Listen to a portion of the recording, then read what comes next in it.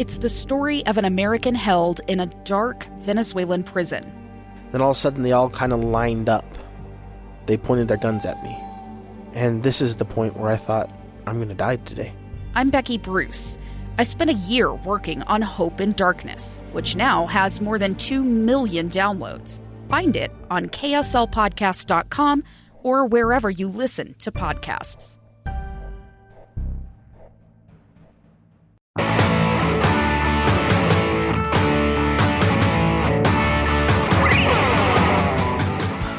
Hey, welcome to Project Recovery, a podcast about addiction, but more importantly, it's about recovery. My name is Casey Scott, and if you know somebody who needs some help, have them call Pinnacle Recovery. Dr. Matt, what are you doing? Just saying, we all need some help sometimes. Everybody needs help, you Right. know, and that's what I've found out in this recovery process. Though it might not be in substance abuse, everybody's looking for answers. Everybody's looking for help. And more importantly, that's what this podcast is about, is just giving people hope that recovery is possible. Yeah. I think obviously some people are sort of biologically predisposed to develop addictions of various sorts, and we've talked a lot about that on the show. Mm-hmm. But a lot of our addictive or habitually self-destructive behavior, if you want to say it that way, comes from trying to meet unmet needs. So if we're feeling lonely, sad, unfulfilled, frustrated, and if we have chronic conditions like that in life, we may end up turning to things that aren't healthy for us, but make sort of a momentary difference. So drugs and alcohol, pornography, gambling, all these sorts of things we can all be at risk for using them at least momentarily during weak times in life. That brings me to 2 recovery quotes. Okay. Perfection isn't possible. Right. I like that one. And I think I got that one from you, actually. Yeah, I like that one. And comparison is the death of joy. Oh, comparison is the death of joy. What does that mean to you? To me, that means is if I'm comparing what I'm doing to everybody else and that's what I'm setting as the standard, then I'm not really living my life. You know, I'm not finding out what's really important to me because I'm comparing my life to someone else. And I don't know the trials and tribulations that they've gone through. I don't know what's going on inside their head. I don't know what's going on inside their home. Right. And you compare it to everything you see on Facebook or on advertisements or paychecks and, you know, it's just the neighborhood they live in, or the car they drive, or the job they have. Yeah, Facebook's a killer for that, all social media, because it looks like all your friends. I have one friend, I swear I thought he had a job, but it seems like he's always on vacation in amazing places. You know, and you know, is he making up those photos, or is he stashing the photos and releasing one a week for 52 weeks? Well, whatever he's doing, he seems to be having a lot of fun, and the reality is, of course, he's living a life and he's got to take care of business. But when we see just those highlights, if we just see the fancy car, the nice neighborhood, or the vacation photos, and we do the comparison, we often come up short because we're seeing our whole picture. Mm-hmm. We're seeing kids sick in the middle of the night. We're seeing bills that are unpaid. Our normal stressors that everyone deals with. And so you're right. That's a great quote. I like that. So I've had a lot of time lately on my hands. Yeah. And we'll talk about that in just a second. But I want to bring this joke in that I heard on The Outsider. Now, The Outsider is a Stephen King book, but they made it into a miniseries on HBO. Which is one of the few Stephen King books I haven't read. Well, and I haven't read any of them. I mean, I've seen It, and I've seen Salem's Lot, and a lot of his other stuff. But I got sucked into it. But there was a therapist joke in it. All right. Are you ready for the therapist joke? Lay it on me. Do you know how many therapists it takes to change a light bulb? No. How many? 1. But the light bulb's got to really want to change. Yeah, that's a classic. Oh, that's it? You learned that in the first year? Yeah, I think pretty much you have to pass that off. But it is funny, but then it got me thinking. And that's what the reality is it's true. Yeah. Yeah, in fact, I had this conversation with somebody in a non-joking context the other day where he's somebody who had come and worked with me in the past, and he was just one of those guys who really wanted his issue to improve, and he worked diligently, and it was such a pleasure to see his life improve and not need to come see me anymore. Truly. I mean, it was one of those really satisfying situations. And he called me up the other day and said, I'd really like you to see if you'd work with my younger brother. he's going through some of the same things I was going through years ago, kind of similar issues, family dynamics. I'd really like you to see him. I said, sure, I'd love to see him. He said, but you know what the problem is? He doesn't want to come in. And then we had this conversation about, while I appreciated his compliments for the work that I did with him, I tried to bring it back around to he was prepared, he was ready, he showed up, he was a good student in therapy, he worked hard between our sessions, he really wanted improvement in his life, and he got it. And if his brother is not in the same mindset and doesn't want to come in and feels forced or pressured, progress can happen, but it's not as likely, and it's not as sustainable. So it's begrudgingly, right? Right. And so I think we see that in the recovery world a ton, right? Like where people are feeling pressured by friends and family to get sober, to go to a facility. Just the other day, we habitually watch certain shows at my house, like The Office, and it was the episode where Michael's trying to literally drags Meredith to a detox center, and she runs out, and he's like, well, it turns out you just can't confine somebody in a detox center, You can't confine them into a residential treatment center. Exactly. You can't force anybody to do something that they don't want to do. Right. And I think sometimes we get it twisted a little bit because as parents, as soon as kids find out that they don't have to do everything you say. Don't tell them that. Because that's when it's a game changer right now. Yeah. Because right now my kids still are under the belief that because I said so. Yeah, there's some magic there. Yeah, why do I got to do? Because I said so. That's why. But as soon as they start to question that and go, I really don't have to? Yeah, on the DL, I tell parents all the time, I'm like, listen, we're only as good as they let us be. Well, we don't tell them that because if they want to run away, they're younger, faster, smarter, like they can outlast us. Kids have to want to obey and people have to want to get sober for it to really stick. So go ahead, ask me why I've had a lot of time lately. Yeah, I've noticed you've been hanging around and seem to be doing a lot of extracurriculars. So what's up? Why do you have so much extra time? So here's the deal, because we run an honest program. Right. And Pinnacle Recovery has been great to me. They signed on to the podcast sight unseen and said, we believe in you to do that. And then when I got my license back, they gave me a job. And we've had some of the employees there come in and talk and tell us about what they do. And it's a wonderful program. But right now, I'm not working for them anymore. And I know a lot of people are going to go, why? Well, why are you not working with them? Yeah. Well, because it's a business. And, there's a business model that goes along with it. It's private healthcare. It's private healthcare. Yeah. And so we sat down and they go, hey, look, we're just not seeing the numbers and what we wanted to see from you. And we want to go in a different direction. And I think this is the first time in my life that I sat down and went, okay. Have you ever had somebody talk to you that way before, let you go? No. Like I said, I've never really been fired except for when I really, really screwed up, Yeah. I spent all my time not getting fired. I always prided myself on being a great employee. And as a matter of fact, Pinnacle sat down and says, this is breaking our heart because you are such a good guy. Everybody loves you and you're doing wonderful things. But if the numbers aren't there, the numbers aren't there. So what does that mean, numbers? Like when they say we go in a different direction, that's sort of like when you break up with someone, you say, it's not you. It's yeah, exactly. And I don't know exactly. And so I will just kind of hazard a guess, but I think they're going to take the money that they were paying me and maybe put it into the internet and do, and some, because just for the listeners, you were doing a sort of in-person advertising, recruiting. What were you doing? Tell us. So it was marketing and admissions. And so my job consisted of going to detox centers and talking to people who were looking into residential treatment centers. My job was to go out and talk to therapists who might be working with people that have substance abuse problems and that the therapist might not be able to handle. And they go, hey, look, because there's a point where a therapist goes, look, I think you actually need residential treatment center. Oh, sure. And from a therapist's point of view, we're not focused every day on other facilities and what other resources there are. And so it's actually helpful to most therapists to have.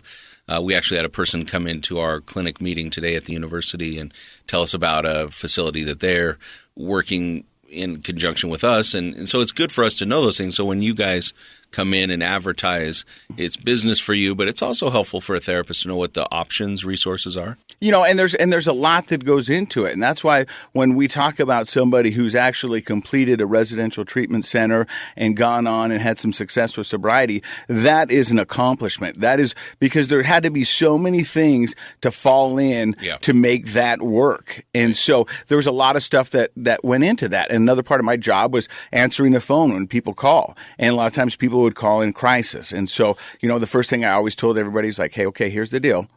Take a deep breath. I'm going to stay on the phone with you, and I'm going to be by your side until we can figure out where you need to go. And if it's not with us, I'm not going to leave you hanging.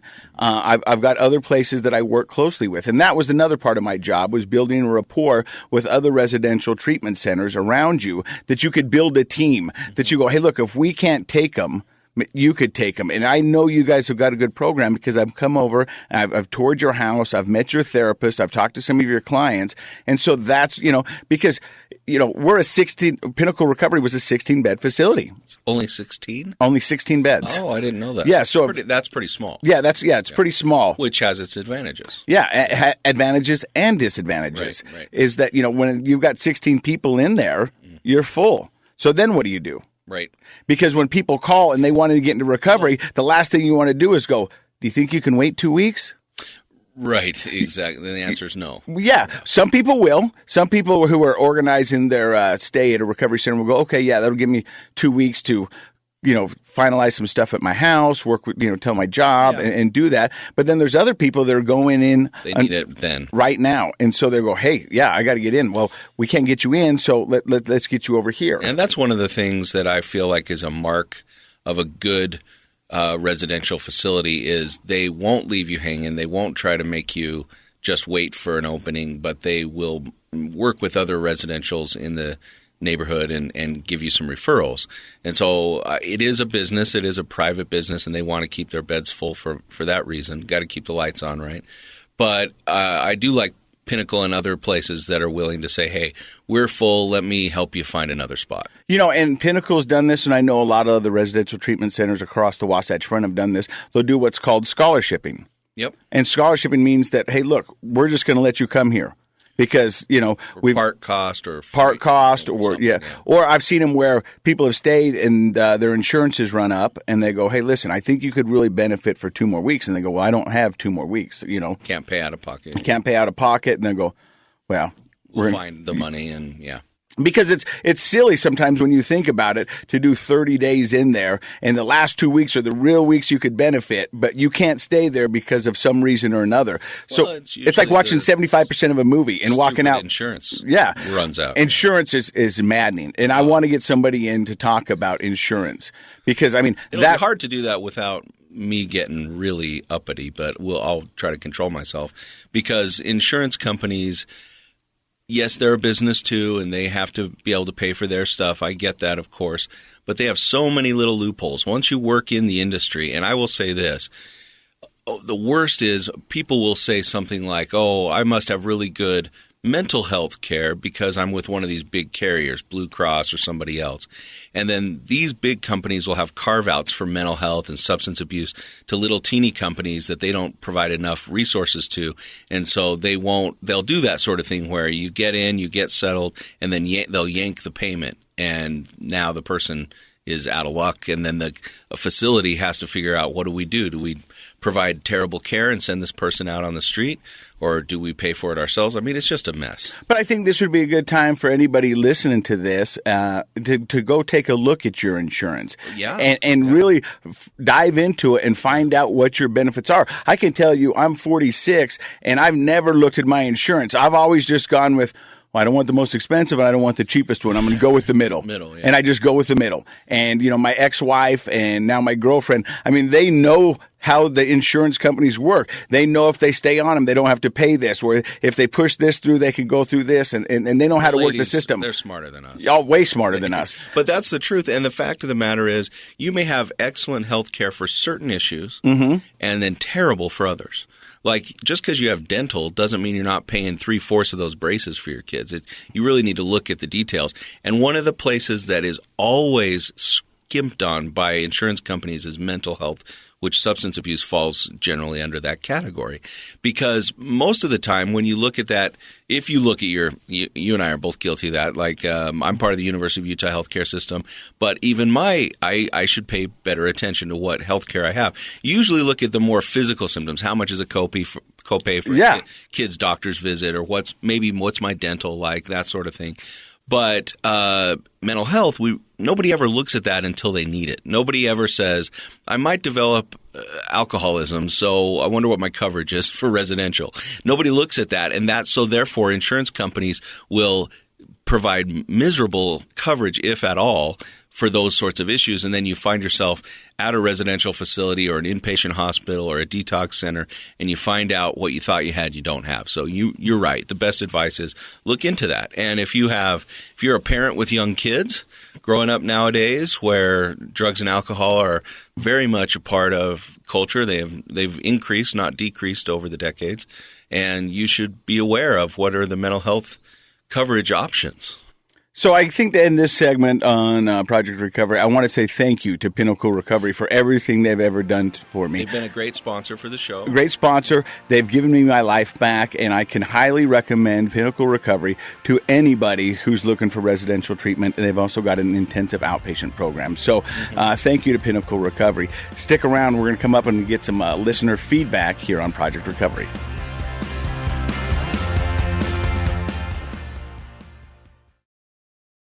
A stranger with a gun came upon two teens taking pictures under a rising full moon. But violence is only the beginning of this story. Sometimes I thought, there are no miracles. Yeah, there are, and this is a big one. I'm Amy Donaldson, and I've spent my career talking about how lives are undone by violence. The Letter is a podcast about how lives are remade. Follow The Letter at theletterpodcast.com or wherever you get your podcasts.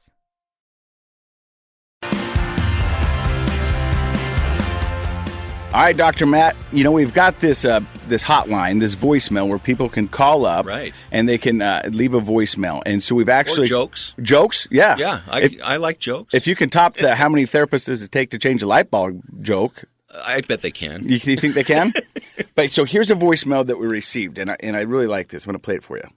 Hi, I am a recovering addict to OxyContin, and this was just a phone call just to surrender. I haven't had narcotics in the house for a little over 2 years, so I've been clean a little over 2 years. Recently just bought pain meds for my son due to tooth, root canal that he needs, and so now we have it again in our house. I've been feeling restless, irritable, discontent, and a craving for, taking the meds. So I just want to call and surrender that, and just thought this was a good place to go. So I'm grateful for the voicemail. So thank you, and thanks for letting me share. Have a good day. Bye. What are your thoughts on that voicemail? Well, I'm concerned, obviously as a psychologist, I'm listening to that and realizing that, I'm concerned and happy, I guess. It's kind of a mix of emotions. Here's a guy who is definitely aware of a trigger that's happened in his life. He's done a great job getting clean and sober from pain medications, but here it is back in the house. I'm sure there was some discussion that it really was necessary for his son to have those, but he's definitely feeling the heat. Feeling the pressure from that, and I'm glad he reached out and left a message. That can be sort of a cathartic, sort of unloading, just letting somebody else know.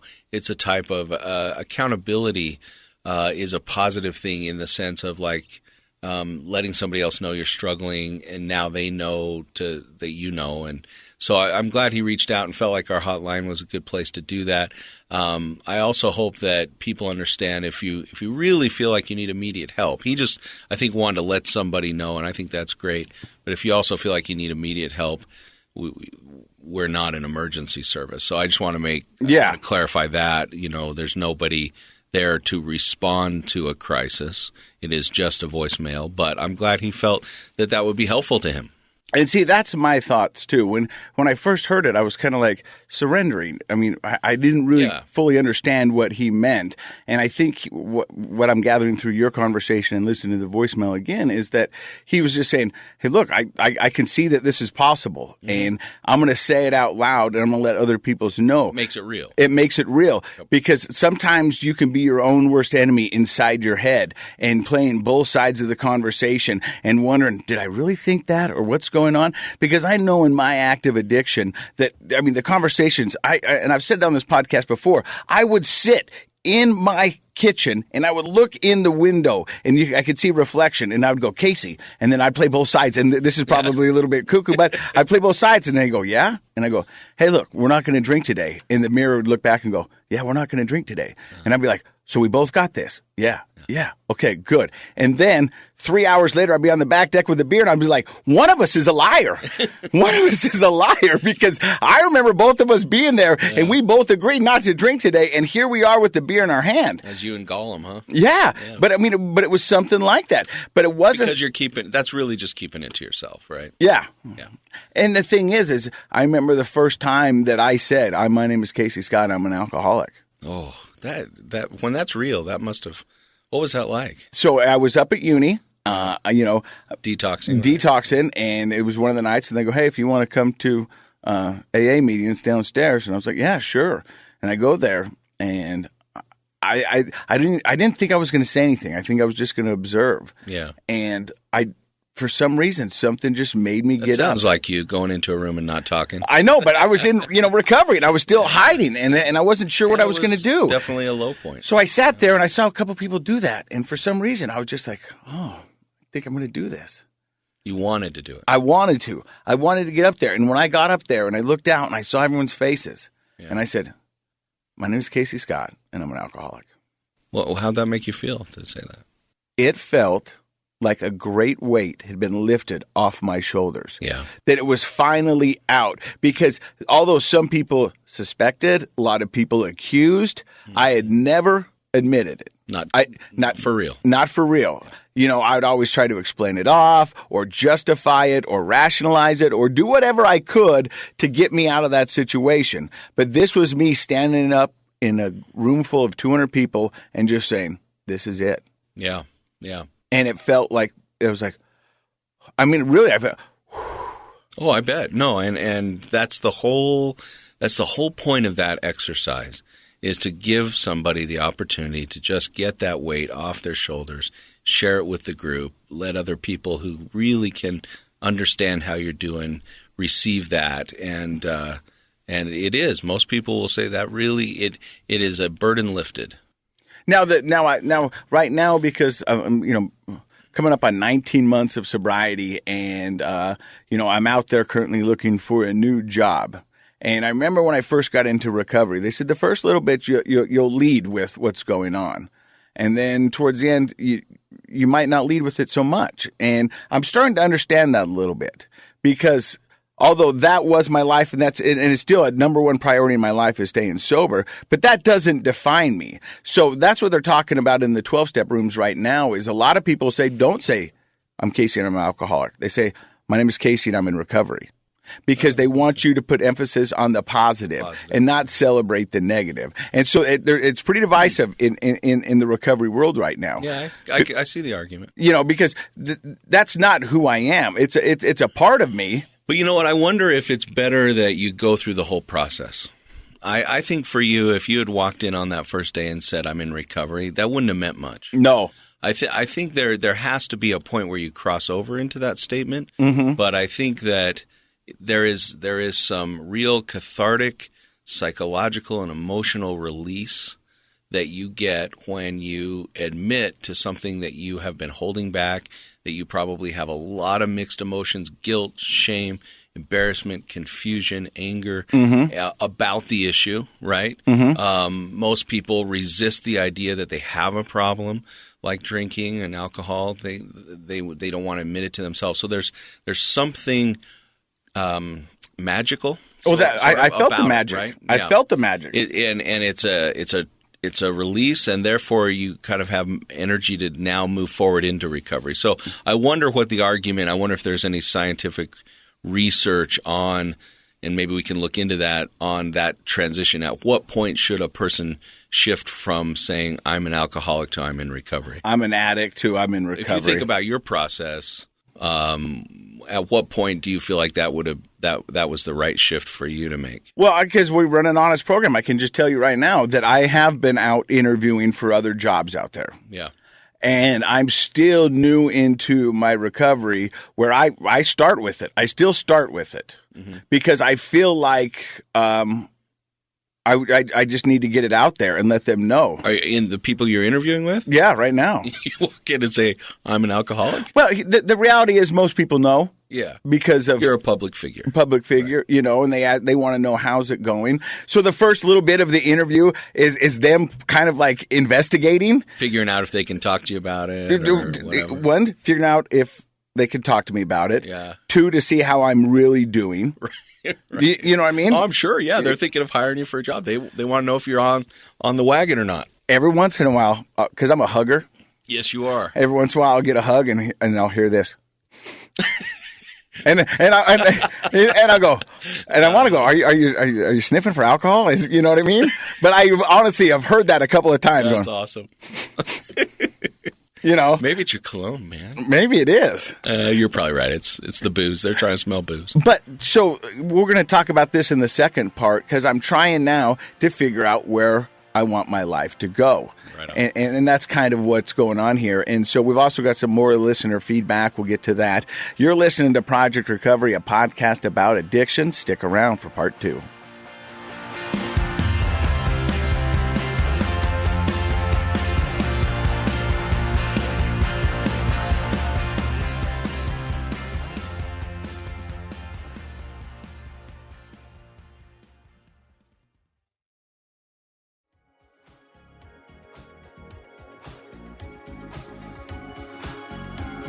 The contents of this program are for informational purposes only. The program is not intended to be a substitute for professional medical advice, diagnosis, or treatment. Always seek the advice of your physician, licensed therapist, or other qualified health provider with any questions you may have regarding a medical condition. Never disregard professional medical advice or delay in seeking it because of something you've heard on this program.